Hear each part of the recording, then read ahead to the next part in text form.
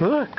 There are certain exhibits at the Smithsonian that are larger than life, and others whose modest size belies the scale of the impact they can generate.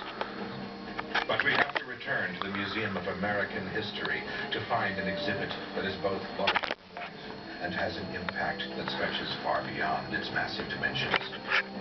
It is the original Stars Spangled Banner, a flag that measures over 30 feet across and 34 feet high, and which inspired a Washington lawyer to write a poem that turned into the national anthem.